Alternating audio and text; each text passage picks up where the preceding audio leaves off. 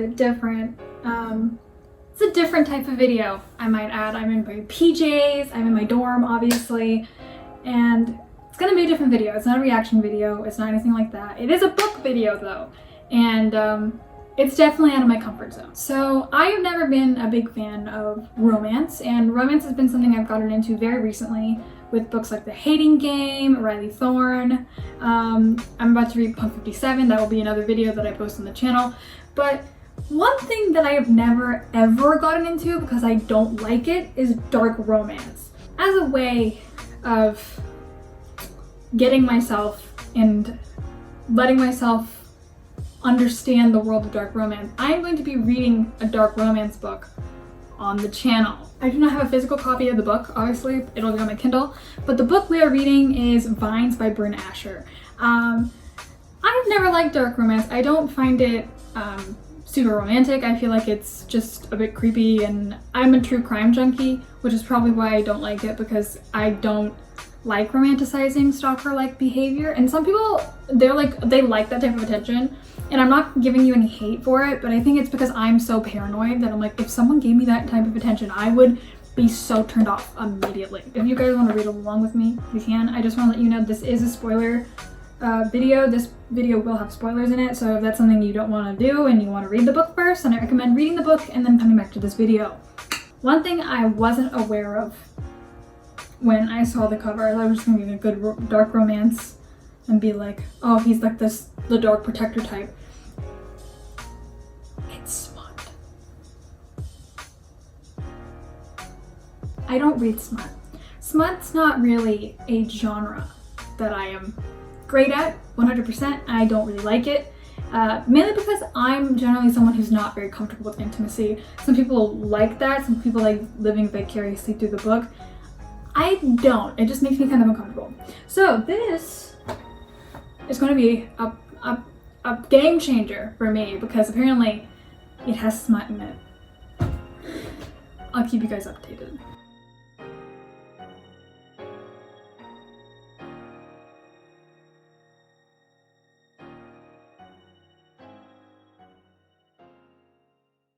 Hello, it's a different day, and I have made little to no progress on this book. So today I'm going to force myself to read it. I'm going to play some music that you're obviously not going to hear because copyright, and just try to read. If you guys want to follow along with what I'm listening to, my Spotify is Dakshagia Chris, and like that's my personal Spotify. Obviously my music one is different. I usually plug it at the end of the video, but you can check out my playlists there.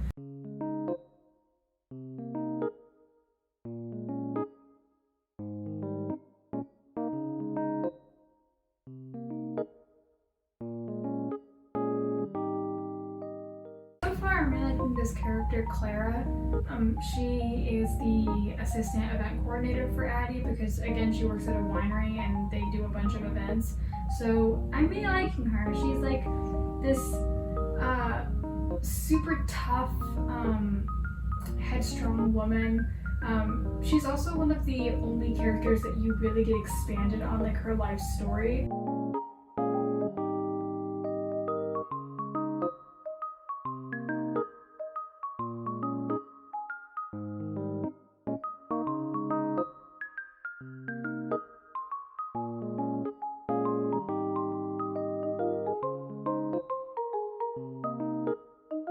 So there's already a character that I feel like is going to be a big player later on, Tobin DeCamp. Tobin seems like a character that will come back over and over and over again. Like, he's literally the definition of a man who can't take the word no for an answer. I think her interaction with Tobin kind of made up for the fact that she likes Jimmy Fallon, which you would think is weird, that that's what makes up for it, but like she handles him like a boss. Like, this woman is obviously like experienced in business.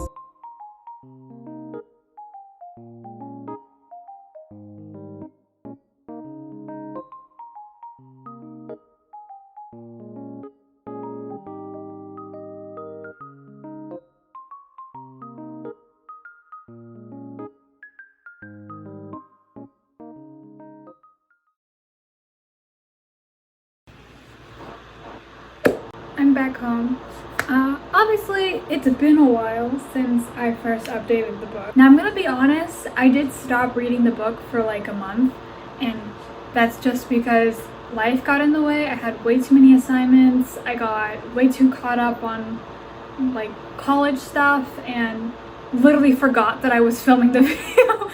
So all the reading I didn't film it. Let's talk about it, actually. This is my first dark romance that I've ever read in my entire life. And I don't know how to feel about it. Now, the book I read, again, if you need refreshers, Vines by Brynne.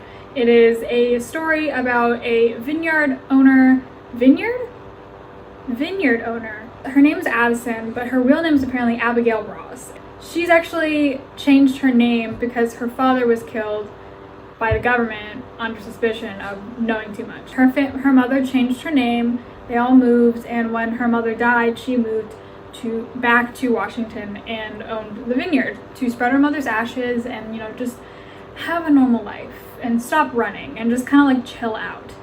And luckily for her, she meets this he's described as this very large Latino, like the hottest Latino man you've ever seen. That's Crew Vega. This part of the story kind of weirded me out. He has cameras in our house. I don't know when he installed them. I don't know when any of that happened. He knows the security code so he can get in. And yeah, and let me tell you, this is a woman who like is obsessed with control and like protection, and so I don't know how the hell she didn't run for the hills. I don't know how that. If I was her, I am building a bunker and living underground, because no. But she apparently found that very attractive. So they actually end up getting together probably around 3 weeks after knowing each other. 1 week after knowing. The timeline's kind of messed up in this book because like it like cuts forward like months later, just really randomly. Yeah, so he knows everything about her. He has people who are finding, he has contacts at the CIA learning everything about her. And that, I guess I should have seen that coming for a dark romance, because apparently the male lead's supposed to be very like mysterious and he's like possessive, and you know, that's like the trademark man, and it's like a dark romance. So that part I was expecting. The part I wasn't expecting is, despite this being a dark romance and I was expecting like there to be like sex scenes, there were so many. Like the second half of the book, like the last half, was just, majority of it was just them having sex, and I didn't expect that. I thought there'd be like 1 or 2 times, like when they first get together, there'd be sexual tension and like it culminates in like this huge sex scene. No, they have it a lot. They do have sex a lot, and I shouldn't be, again, I'm a prude. I have to admit, I'm kind of a prude. So for me, that was like, what is going on? I don't think I cringed throughout this entire book until the very end, because he like does this thing where he's like, I'd rather be called like your daddy, and I'm like, my body rejects that word. You have 2 very obvious male characters, like main characters in a dark romance. Apparently it's like you either have the very obstinate, stubborn, doesn't give a flying fuck about how people think of her, and then you have the very like shy, timid, demure character. And this one, Addison's the first one. I gave this book a 3 out of 5 stars on Goodreads just because it is a good plot. I like the idea behind it. I do like some of the scenes. I think they're both a pretty cute couple. What I don't like is the pacing and some of the writing, because the thing with Brynne, at least for I think this book, is that she writes like sentences you write in a journal. She doesn't write like this for the entire book, but there are certain paragraphs where that's like what it consists of, and I can't get behind that. Like, I don't think it's like great writing, but altogether it's a pretty good book.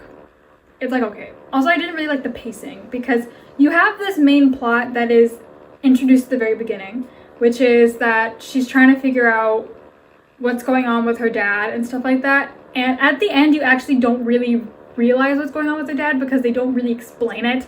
Apparently the gist is that one of the main antagonists, his name is Sheldon. They named him Sheldon. Sheldon and her father, Wes, were friends, and they worked in the government together, and Sheldon was looped into this whole like stealing state secrets. Stealing state secrets. Try saying that 5 times fast, you'll see my struggle. Wes was kind of starting to, you know, be like, what's going on here? That doesn't seem right. And so he started bringing his concerns to Sheldon, and Sheldon kept trying to throw him a bone and be like, look over there. And he's like, I'm not falling for it, I'm smarter than you. So Wes gets killed. And then because her mom was proclaiming his innocence, she becomes a target herself, and so does her daughter, Abigail, or Edison in this case. By the way, not a good idea to get a name that's so similar to your actual name, because now it's Abby and Addie. So Sheldon actually never really wanted Wes to die. He was trying to put him on another trail so he doesn't have to die. So now he's trying to protect Addie from the main guy who wants him dead, which is Mark Whitaker, who's this other guy. We get his perspective like probably 3 times. Again, this book switches perspectives. It's multiple POV.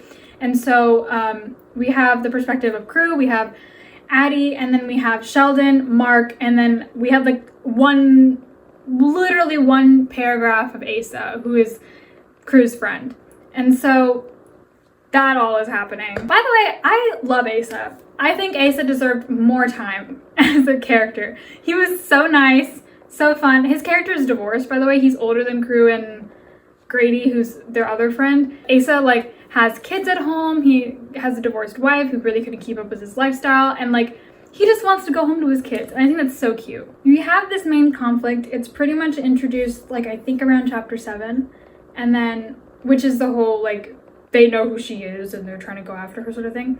And then they only resolve this huge conflict literally in chapter 28, which is literally our last chapter is an epilogue. It's not really counted, but like it's 2 chapters before. So you have this giant arc that is only concluded at like literally the very end of the book, and I don't really like that, because I think if you're going to explore the characters like aftermath, you should at least it should be a little bit drawn out, because like it's just not, no me gusta. I like my pacing to be like you hit the conflict probably around chapter 5, and then you understand all of like, because it's a 30 chapter book, let me try to explain it like that. So around chapter 5 you understand what the conflict is.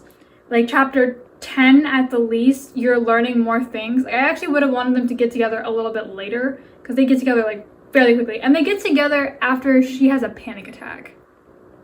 I forgot to mention that. Chapter 7 or 8, she comes home after realizing that Sheldon knows who she is, and then decides to pack and leave. Crew shows up, and Crew's like, where are you going? You can't go anywhere because I'm watching you all the time, and I can't do that if you leave. And she's like, you don't know anything, and all that stuff. And then he ends up calling her by her real name, which is a no-no, and she has a panic attack in his arms, and then he falls asleep with her. Nothing sexual happens in this chapter, at least, but like, yeah, that's how they get together. Again, I gave it 3 stars. You can read Vines. I've seen a lot of 4 stars and 5 stars reviews on Goodreads, so apparently it's a pretty good book for some people. So like, if you guys want to read it, you can, and let me know what you think in the comments, because maybe this book wasn't my cup of tea. It is a series. I'm aware it's a series. I want to see if she I don't know, understands that issue and like fixes it, or I'm going to read the entire series. It's very much a time pass book, I've realized. I am going to be doing more reading vlogs like this. My next one is going to be For a Little Life by Hanya Yanagihara. I've seen a lot of people say that the book wrecks them, so I'm gonna try. Thank you guys so much for watching. I feel like this is a big load of mumbo jumbo. I apologize. Musings of a Raging Introvert posts every Friday. It's about whatever I want.